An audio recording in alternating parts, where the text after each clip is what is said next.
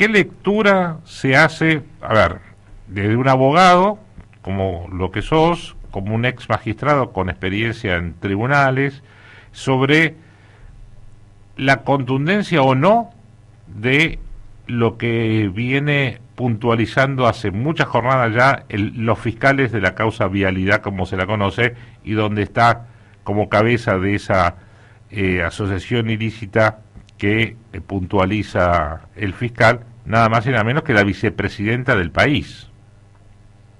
Así es. Bueno, este es el primer dato que hay que destacar y que es novedoso en el sentido de que se está enjuiciando a alguien que está ocupando de manera actual uno de los cargos más importantes del país.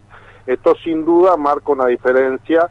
No es la primera vez, porque sabemos que tanto de la Rúa como Menem tuvieron que enfrentar instancias parecidas, pero lo hicieron cuando ya habían dejado el poder. En este caso, sin duda que hay una diferencia, porque la decisión judicial que se tome en este caso va a tener un impacto necesario sobre la realidad política e institucional de la República. Hay que, primero aclaremos qué es el alegato, qué es lo que está pasando, porque por ahí nosotros, si no los abogados, tendemos a hablar en términos técnicos y creemos que todos lo saben. El alegato es una conclusión que hacen las partes, ¿sí?, en el juicio, un análisis de toda la prueba que se ha producido y hacen una interpretación de esa prueba y se la proponen al tribunal, que es en definitiva quien tiene que decidir. Hasta ahora lo que estamos escuchando, que lo está haciendo realmente muy bien, hay que destacar el trabajo de este fiscal y de todo el equipo, porque más allá de quien pone la cara, atrás de esto hay indudablemente un equipo muy grande de la Fiscalía que está trabajando, que tiene mucha solidez, mucha contundencia, que se ha mantenido al margen de lo político, y esto es sumamente importante. No ha entrado en las consideraciones de tipo político, sino que se ha mantenido en el marco de lo jurídico. Desde los próximos días vamos a tener que escuchar también el alegato de la defensa, ¿sí?, que debería hacer lo mismo, es decir, debería analizar las pruebas y dar conclusiones. Esperemos que eso es lo que se vea de la defensa, y no que caigan, como ya lo han hecho, por ejemplo, como pasó con las recusaciones, en argumentos de tipo político, que lo único que hacen es desnaturalizar la naturaleza del juicio. Luego que el tribunal haya escuchado estas conclusiones de las dos partes, va a tener que tomar la decisión, y ahí, bueno, será lo que el tribunal diga, va a ser finalmente la verdad jurídica, a la cual todos estamos obligados a respetar. Y esto es lo más importante, porque yo creo que con este juicio, Diego, está en juego la República. ¿Por qué? Pero está en juego la República porque va a depender de lo que hagan los actores políticos después que salga la sentencia. Y lamentablemente uno ve que hay sectores políticos que parecen no estar dispuestos a aceptar la decisión de la justicia. Fíjate este comunicado firmado supuestamente, y permitime dudarlo, por 500 intendentes de distintos lugares del país, donde hablan antes de haberse dictado una potencial sentencia, ya salen a criticarle y salen a ponerle intencionalidades políticas. Y realmente avanzamos por ese lado, nos estamos saliendo del sistema democrático. Las sentencias judiciales pueden gustarnos o no, pero lo que están obligados todos los sectores políticos es a acatarla, y todos los ciudadanos. Por lo cual, la verdad es que yo creo que de cómo reaccione la sociedad en su conjunto cuando se conozca la sentencia, cualquiera sea, va a depender el futuro de la República en Argentina. Y cuidado, porque yo creo que va a salir una sentencia condenatoria, pero habría que estar preparados también para que, si sale una sentencia absolutoria, los que no estemos de acuerdo tendremos que aceptar esta decisión. De eso se trata vivir en una república. Exactamente. Digamos, porque está esa posibilidad, esa cuestión de una interpretación, una cuestión política y no judicial, y hasta ahora lo que hemos escuchado se habla de persecución, de intento de proscripción, de lawfare y cosas por el estilo, y no de las pruebas que se han encontrado, o por lo menos el fiscal dice haber encontrado, y están desde chat de funcionarios nacionales de la gestión kirchnerista con el empresario, con el presidente de la Austral Construcciones. O sea, hay pruebas, parece ser, muy contundentes, y no hay una contraprueba, por lo menos hasta ahora, del mismo tenor, sino una interpretación meramente política de todo. Así es, y vamos a ver, por eso para mí es clave escuchar qué dice la defensa. ¿Qué dice la defensa y qué no dice la defensa? Hay que estar muy atentos. Yo les pido a los ciudadanos que, así como hemos escuchado a la Fiscalía, hagamos el esfuerzo también de escuchar a los defensores de los imputados. Porque ahí vamos a ver, si tienen elementos para contradecir la prueba, está muy bien que lo hagan, para eso tienen esta oportunidad. Ahora, si caen, como lo hizo ya el abogado de Cristina, por lo menos, en la cuestión política, en la chicana política, van a estar reconociendo de que no pueden discutir las pruebas, porque el fiscal ha planteado las pruebas. Todas las pruebas son discutibles, Diego. Esto, como es juez, lo tengo que decir.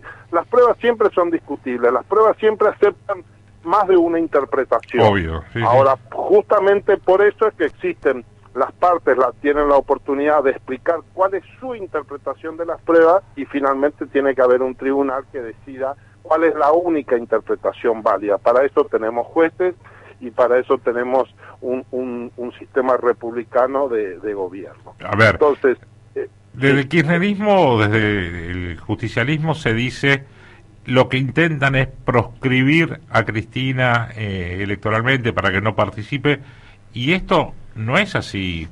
¿Qué opinión tenés vos? ¿Qué lectura tenés sobre la posibilidad de que esto judicial le bloquee quizás ser candidata el año que viene? No, lo judicial no debería por qué bloquear la posibilidad. Lo que le tiene que bloquear es si es culpable. Nosotros no podemos tener un candidato a alguien que ha sido culpable por gravísimos hechos de corrupción contra el Estado.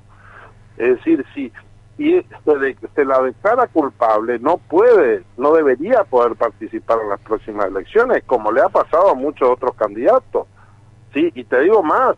Fíjate vos, la propia Cristina en su momento, a Romero Félix, que en su momento había sido condenado por hechos bastante parecidos a estos, cuando fue condenado y aún cuando la sentencia no estaba firme, la propia Cristina impidió que se incorporara a la Cámara de Senadores de la Nación, aún cuando pudo participar en las elecciones. Luego la Cámara no le aceptó su incorporación al Senado porque se consideró que esos hechos, que estaban con una sentencia no firme, en ese momento le quitaban la habilidad moral para ser senador de la Nación. No fue el sistema judicial, sino el sistema político a través de el análisis de su pliego en el ámbito... Fueron las dos cosas, Diego, porque la decisión política se fundamentó en que había una sentencia condenatoria. Sí, el hecho de que esa sentencia no estuviera firme, bueno, lo mismo no le quitaba la gravedad que tenía, y de hecho después esas sentencias fueron confirmadas. Pero digo, acá no es la propia Cristina y son los propios funcionarios los que se excluyen del sistema político cuando cometen delitos gravísimos como los que estamos viendo. Por supuesto que hay que esperar la sentencia, ¿no? Claro. Pero una vez que tengamos esta sentencia, si efectivamente, como suponemos, es condenatoria, bueno, sin duda que esto va a tener un impacto en el mapa político, y que sea o no sea candidata luego va a depender de algunas otras cuestiones. Algunas serán jurídicas y otras serán políticas. Yo creo que un propio partido no debería llevar como candidato a alguien que ha sido condenado por corrupción.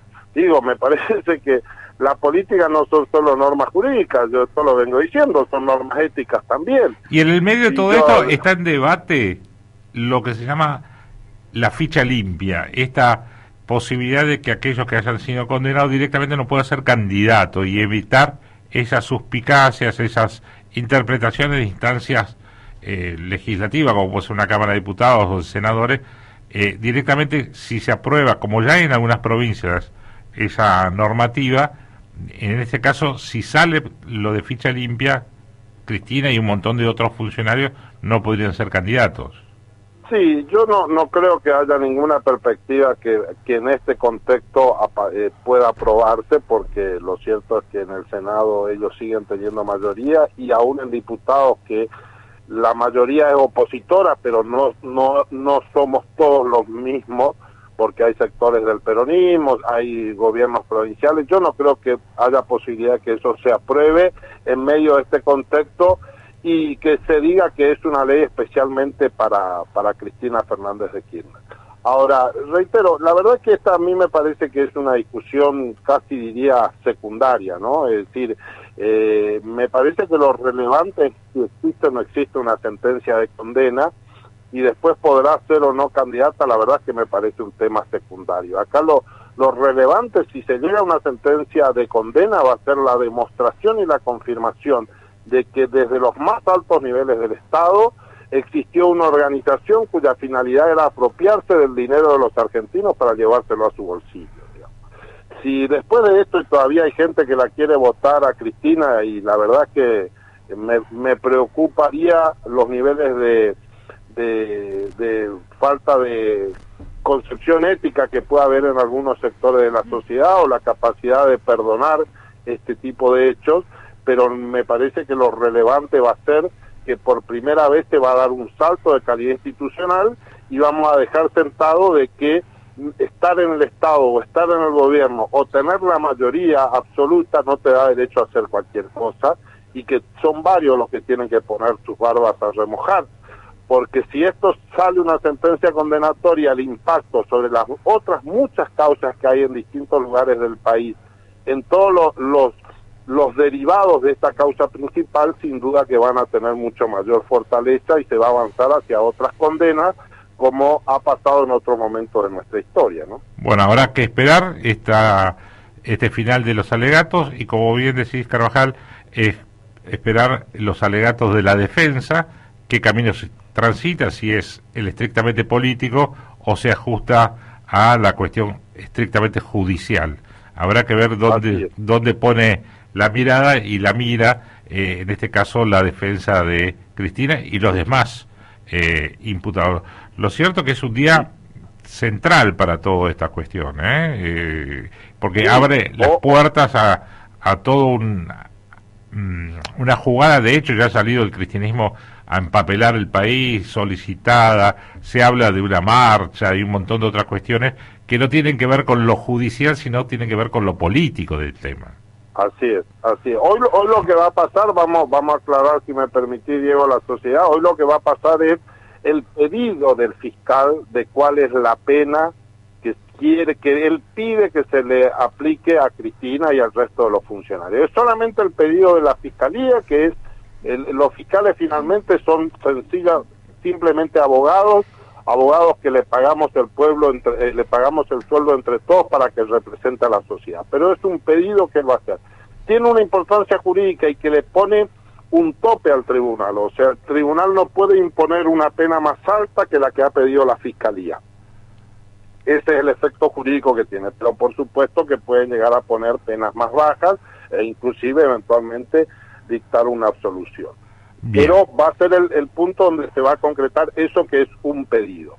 Después vamos a tener que escuchar a la defensa y finalmente esperar la decisión del tribunal, y vamos a tener que esperarla estando dispuestos a aceptar cualquiera sea el resultado de esa decisión judicial.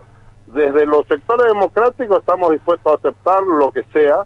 Esperemos que el oficialismo también, aunque no parece ser la actitud política que hoy quiera. Bien, gracias, Carvajal, por hablar con Radio 1.